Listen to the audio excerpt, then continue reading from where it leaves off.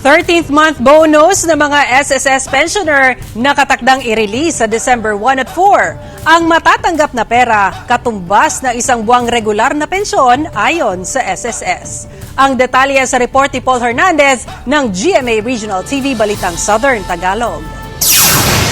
52 anyos ngayon si Rodel. Nasa SSS office siya para magtuloy ng paghuhulog ng kontribusyon dito. Paghahanda na rin daw pagtungtong niya ng 60 years old. Dati ako inaroon sa isang kumpanya na napahinto.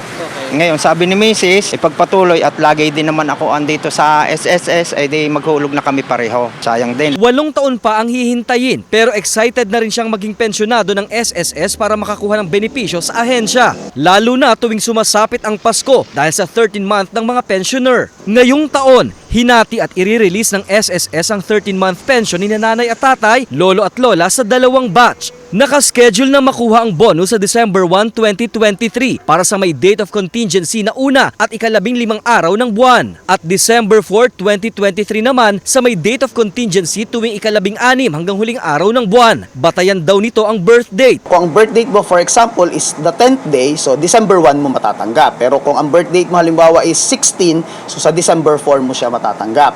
Pagdating naman sa mga death pensioner, so ang date of contingency naman natin is kung kailan namatay yung member. Ang bonus, malinis na katumbas sa isang buwang regular na pensyon. Ayon sa SSS, 2,000 pesos hanggang 19,600 pesos ang makukuha ng pensioner depende sa naging kontribusyon nito. Nangangahulugan na bukod ng bonus na ito sa pensyon nila para sa buwan ng Disyembre. Mahigit sa 3 milyon ang dami ng mga pensioner sa buong bansa na mapagkakalooban ng 13-month pension ayon sa SSS. Kaya bilyong piso raw ang laang pondo nila para rito.